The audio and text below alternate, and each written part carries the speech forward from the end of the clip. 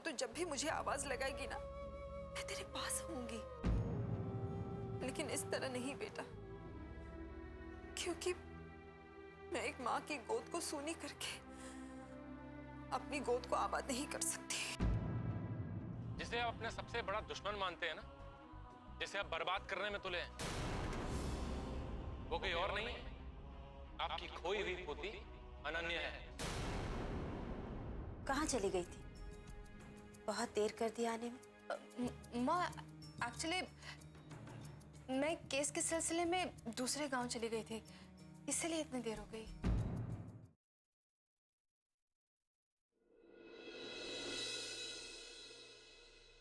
अभिमान जो भी गलत करता है वो उसके लिए उसे बढ़ावा देते हैं। उनका प्रेम और बढ़ावा पाकर वो इसी तरह बिगड़ता ही जाए।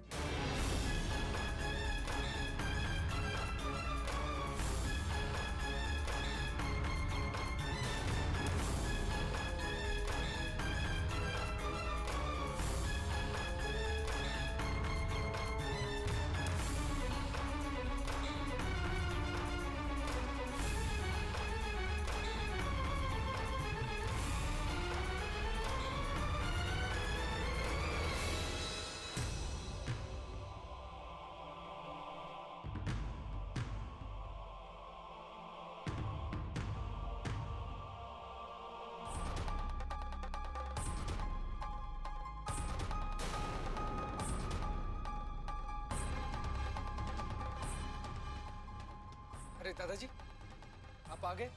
अच्छा हुआ, मैं आपका कब से इंतजार कर रहा हूं।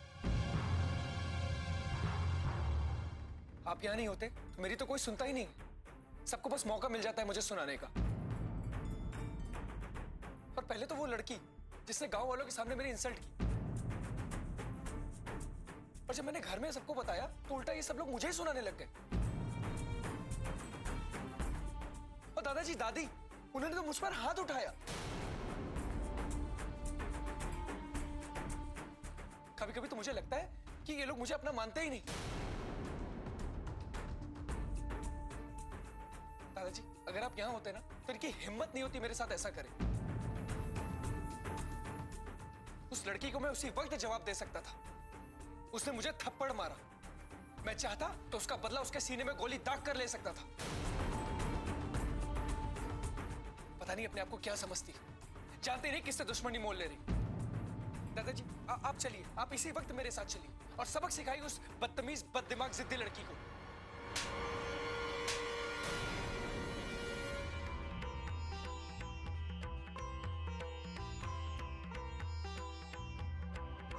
दादाजी चुप! बहुत देर से तुम्हारी बकवास सुन रहे हो। जब इस घर में कदम रखो शुरू हो जाते हो तुम शिकायतों का पुलिंदा लेकर। क्या समझ रखा तुमने अपने आप को? कौन हो तुम? मान सिंह, पहचान क्या है तुम्हारी?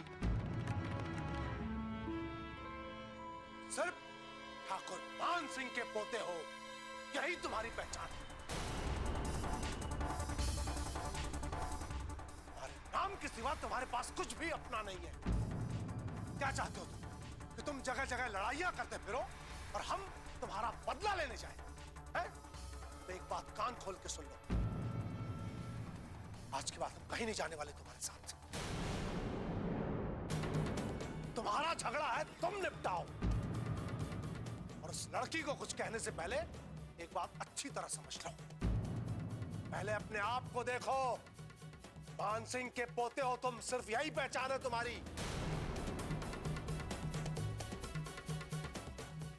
दूसरों पे इल्जाम लगाएंगे, खुद में झांक के देखो। तुम्हारी गलतियां माफ कर देते हैं, इसका यह मतलब नहीं कि तुम अपनी मनमानी करो। जाओ यहां से।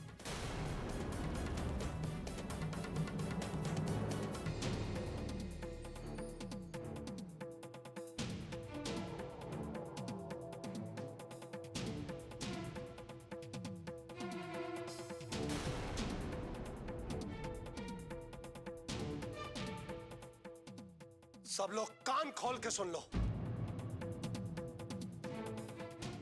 आज के बाद कोई भी इसकी गलत हरकत को बर्दाश्त नहीं करेगा। जब तक ये अपने आप को सुधार नहीं लेता, कोई भी इससे बात नहीं करेगा। ये हमारा हुक्म है।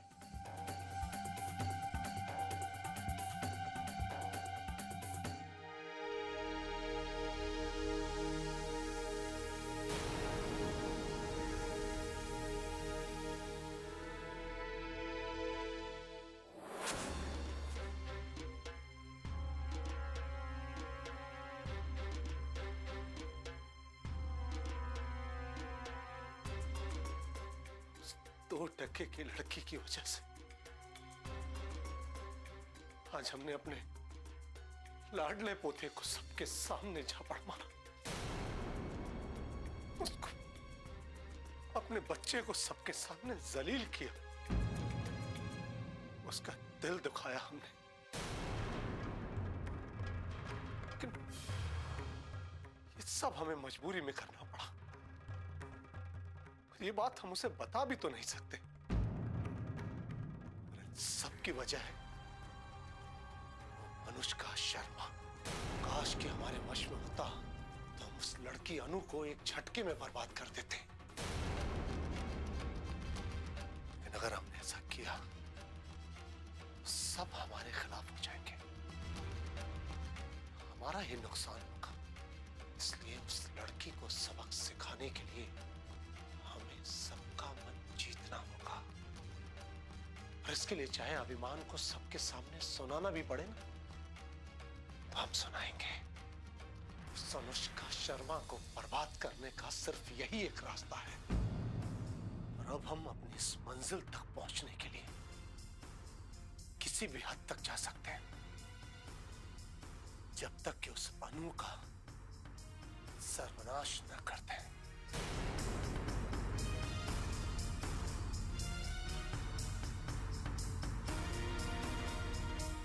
बिन बिटिया आंगन सोना।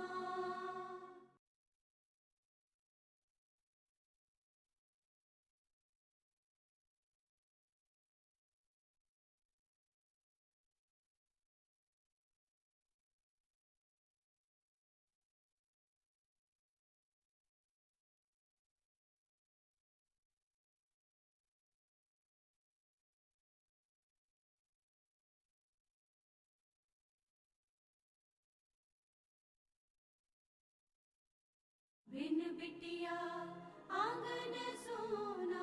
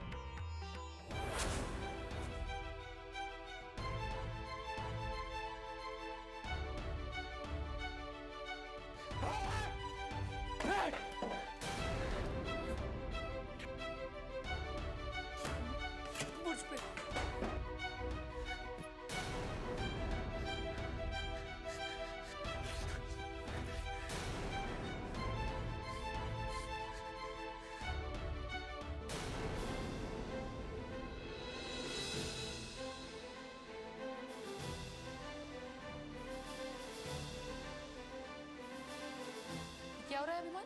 माँ मैं बहुत गुस्से में हूँ, चली जाओ यहाँ से। गुस्से में हो तो सामान फेंकोगे इस तरह से? क्या तमीज है तुम्हारी? फालतू की बातें करके मेरा गुस्सा और मत बढ़ाइए, चले जाइए यहाँ से। बहुत दिखा लिया गुस्सा, खाना खाओ। नहीं खाना मुझे, नहीं खाना, जाइए यहाँ से। इतना नाराज क्यों हो? किसी और ने नहीं, तुम्हारे दादाजी ने तुम्हें मारा है, और वो भी तुम्हारी भलाई के लिए। आपको तो बहुत खुशी होगी ना। अभी तक सिर्फ आप लोग ही मुझे अनुष्का के लिए सुनाते थे, अब दादाजी भी शुरू हो गए, वो भी आप लोग का साथ देने लग गए। बात साथ देने की नहीं है अभिमान, बात सही और गलत की है। जब से इस हवेली में ब्याह के आई हूं ना, तब से लेके आज तक पहली बार बाबूजी को सही काम के लिए बोलते हुए और करते हुए देखा है। पता नहीं दादाजी को क्या हो गया, किसने सिखा पढ़ा कर भेज दिया उन्हें। चाहे किसी ने भी उनको सिखाया हो, पर तुम्हारी ये जो हरकतें हैं ना, इससे हम सब बहुत दुखी हैं। लेकिन हाँ, अब ये लग रहा है कि बाबूजी तुम्हें सही रास्ते पे ले आएंगे। मेरे लिए सही रास्ता क्या है मुझे अच्छी तरह पता है। मैं उस अनुष्का को छोड़ूंगा नहीं। वो मेरी सबसे बड़ी दुश्मन है। चाहे कुछ भी हो जाए, उससे मैं नफरत करना कभी नहीं छोड़ूंगा, कभी नहीं।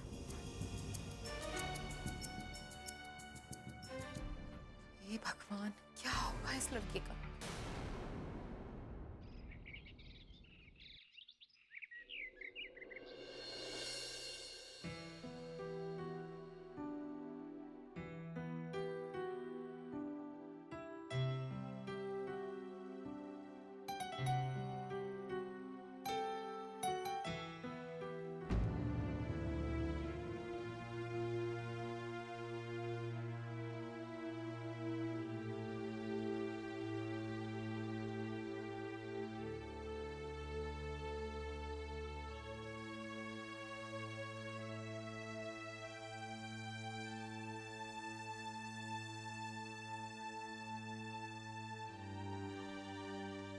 आपका इंतजार खाली नहीं जाएगा। मैं कह रही हूँ ना, आपकी प्रार्थनाएं भी अधूरी नहीं रहेंगी।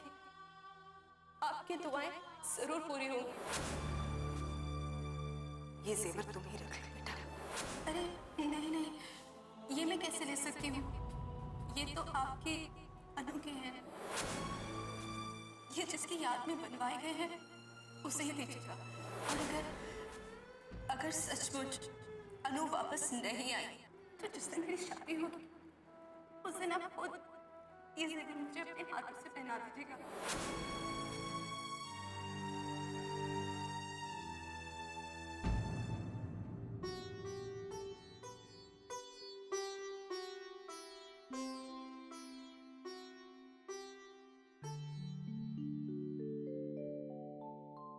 क्या कर रही हो बेटे? कुछ नहीं बाबूजी। वो मैं इन जेवरों के बारे में सोच रही थी। बाबूजी, अभी 2 दिन पहले तक हमें अनु के बारे में कुछ नहीं पता था, और आज अनु हमारे पास है बाबूजी, हमारी आंखों के सामने है। ये तो कुदरत का करिश्मा ही है बेटे कि अन्नू हमें वापस मिल गई, वरना इतनी बड़ी दुनिया में कोई खोकर वापस मिल जाए, ये तो नामुमकिन सा है। बाबूजी, कल तक तो मुझे भी यकीन हो चला था कि हमें अनु वापस कभी नहीं मिलेगी, लेकिन भगवान ने मेरा विश्वास टूटने नहीं दिया बाबूजी। तुम्हारी प्रार्थना सफल हो गई बेटे। सच्चे दिल से की गई पुकार ईश्वर तक जरूर पहुंचती है। जो दूसरों के दर्द समझते हैं, ईश्वर भी उनका दुख समझता है। इसलिए कहते हैं कि ईश्वर भी भक्तों के सामने हार जाता है। बाबूजी, ये जेवर अपराजिता ने अनु के लिए बनवाए थे, लेकिन अब अनु खुद मेरे पास आ गई है। अब तो मुझे हक है ना बाबूजी, अनु को ये जेवर देने का? हाँ बेटे, क्यों नहीं, जरूर। अब ये तुम्हारा अधिकार तुमसे कोई नहीं छीन सकता। ये जेवर तुमने अनु की शादी के लिए बनवाए थे ना, तो बस जब उसकी शादी होगी तो उसे जरूर देना। अब आप भी यही राग अलापने लगे? बिन बिटिया आंगन सोना।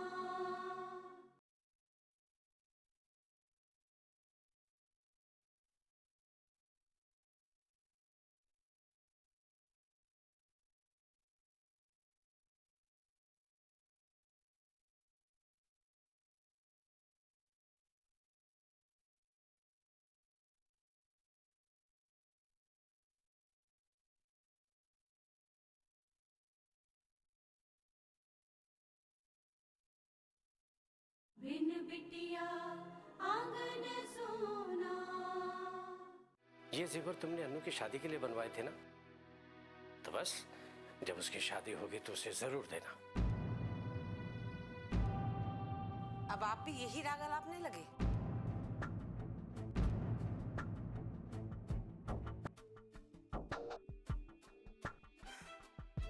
कितनी मुश्किल से इसे समझाया था मैंने, इसकी आंखें खुली थी, और आप फिर से वही सब सिखाने लगे।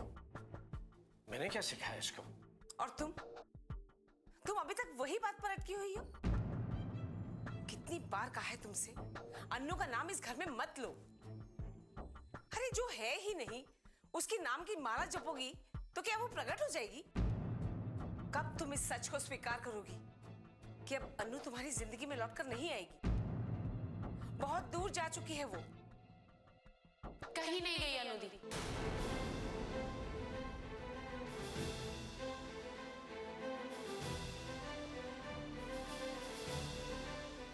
अनु दी हमारे पास वापस आ चुकी है नानी माँ। अपराजिता, तूने नाश्ता किया बेटा? चल।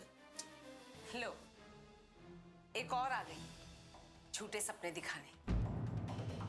अरे तरस खाओ अपनी माँ पर। क्यों उसे झूठे दिलासे देकर भुलावे में रखना चाहती हो? मत पालो अपने मन में ये गलतफहमी कि अन्नू तुम्हें कभी वापस मिलेगी। गलतफहमी तो आपको है नानी माँ। आपको क्या लगता है कि अनु दी हमें कभी नहीं मिलेंगी? आप हमें सच बता रही थी ना, तो एक सच मैं आपको बताती हूँ, और वो सच ये है कि अनु दी वापस लौट आई है।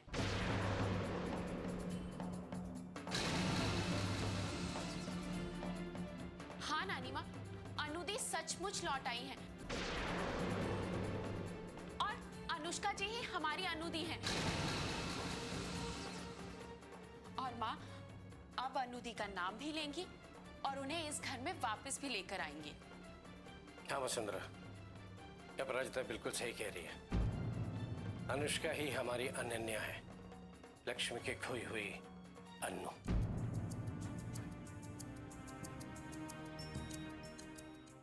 आप भी ये सच जानते थे और मुझे बताया नहीं? तुम सब इस बात को जानते थे और मुझे बताना जरूरी नहीं समझा? नहीं माँ, ऐसा नहीं है। हमें भी अनु के बारे में अभी पता चला। हम आपसे क्यों छिपाएंगे माँ? बस बस लक्ष्मी, रहने दो। अब अपनी बात को ढकने की कोशिश मत करो। नहीं वसुंधरा, लक्ष्मी बिल्कुल सही कह रही। तुम यहाँ नहीं थी, इसलिए तुम्हें इस बात का पता नहीं चला। मैं सिर्फ एक दिन के लिए गई थी, हमेशा के लिए नहीं चली गई थी। अरे एक दिन माता रानी के जगराते के लिए क्या चली गई? आप लोगों ने कुछ बताना जरूरी नहीं समझा? हमेशा आप लोग ऐसा ही करते हैं। पता नहीं क्या खिचड़ी पकाते रहते हैं आपस में, और मुझे कुछ बताना जरूरी नहीं समझते। अरे वसुंधरा, क्यों ऐसी बातें कर रही हो तुम? हमें तुमसे छुपा कर क्या मिलेगा? तुम अभी माता के जागरण से आई हो ना, तो फिर थोड़ा सा सही सोचने की कोशिश करो। इस तरह भजन कीर्तन करने से कुछ नहीं होगा। जब तक मन साफ नहीं होगा, सब बेकार है। अब इसमें भी आप मेरी गलती ढूंढ रहे हैं? मेरा जागरण में जाना ही खटक रहा है आपको? खटक इसीलिए रहा है कि मुंह में राम और बगल में छुरी वाली हालत है तुम्हारी। अरे अन्नू के बारे में पहले पता नहीं चला तो क्या हुआ, अब तो पता चल गया ना।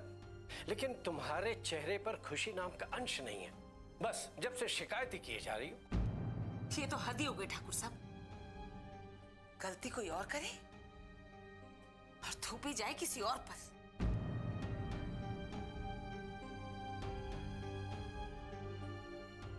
माँ, लक्ष्मी बेटे, रहने दो, थोड़ी देर में वो ठीक हो जाएगी। बिन बिटिया आंगन सोना।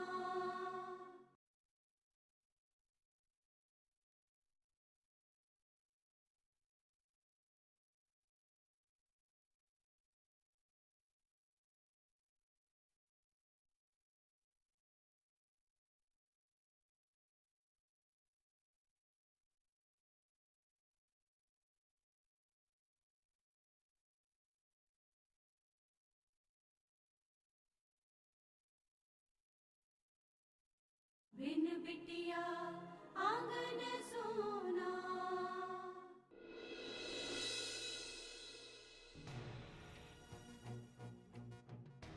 ये दादाजी को क्या हो गया? जब मैंने उन्हें फोन पर सारी बातें बताई थी तो उन्होंने खुद कहा था कि वो घर आकर उस लड़की की अकल ठिकाने लगाएंगे। लेकिन जब वो घर आए तो बिल्कुल बदले हुए थे। क्या क्या नहीं सुनाया उन्होंने मुझे। यहां तक तो मैं सहन कर लेता, लेकिन उन्होंने मुझे सबके सामने चाटा मारा। अरे मैं तो खुश था कि वो शाम को आएंगे।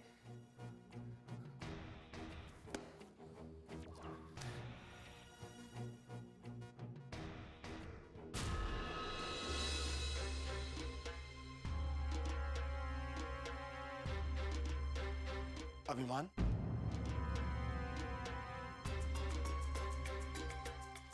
अभिमान, मेरा हाथ छोड़िए दादाजी, मुझे आपसे कोई बात नहीं करनी। देखो बेटा, हम जानते हैं हमसे गलती हुई है, लेकिन ये तो जान लो कि हमने ऐसा किया क्यों। आपने जो किया अच्छा किया दादाजी। बहुत भरोसा था मुझे अपने दादाजी पर आपने वो भरोसा तोड़ दिया। हमें पता है तुम्हें बुरा लगा, हमने तुम्हें दुख पहुंचाया, लेकिन क्या दादाजी, आपने तो ये भी नहीं देखा कि वहां पर सब लोग खड़े थे, वो लोग जो दिन रात हम लोगों को ताना मारते हैं, जो कहते हैं अपने दादाजी ऐसा मत बनो, उनके संस्कार तुमको बर्बाद कर देंगे। फिर भी मैंने आपकी हर बात मानी, आपका साथ दिया, और आपने सबके सामने मुझे। देखो अभिमान, क्या बकवास लगा रखी है तुमने, क्या समझ रखा है? क्या गलती की है हमने? तुम्हें चांटा मारा ना, तो क्या एक दादा अपने पोते को उसकी गलती पर चांटा नहीं मार सकता? लेकिन मेरी गलती क्या है दादाजी? मैंने किया क्या है? वो लड़की आपकी भी तो दुश्मन है, उसने आपको भी तो परेशान किया है, आपके रुतबे को धूल में मिला दिया है। गांव वाले आपसे डरने के बजाय उसके आगे हाथ जोड़े खड़े रहते, फिर भी आपको मैं गलत लग रहा हूं? बहुत हो गया। डरा धमकाकर लोगों से सम्मान छीना जा सकता है, लेकिन प्यार नहीं। उनके दिल में अपने प्रति प्यार नहीं पैदा किया जा सकता जो उस लड़की ने उनके मन में पैदा कर दिया है। ये आप कैसी बातें कर रहे हैं दादाजी? सही कह रहे हैं हम। गलतियां की अब तक हमने, लोगों को डराया, धमकाया, मारा, अपने आप को इस गांव का राजा समझते थे हम, लेकिन ये भूल गए थे कि राजा का फर्ज क्या होता है। वो दादाजी, आप पर ये सारी बातें सूट नहीं करती। आपने अभिमान को उसकी गलतियों के लिए डांटा, उसे देखकर मुझे बहुत अच्छा लगा। जिस माँ को उसने कभी झूठ नहीं बोला, कभी कोई बात नहीं छुपाई, उसी माँ से बात बात पर बहाने करती है आजकल वो, और आप कह रही हैं ये रिश्ता ही ऐसा है। खून का रिश्ता ना होने के बावजूद अटूट संबंध है ये। हंसते हंसते उन्होंने मेरी बेटी को मुझे दान कर दिया।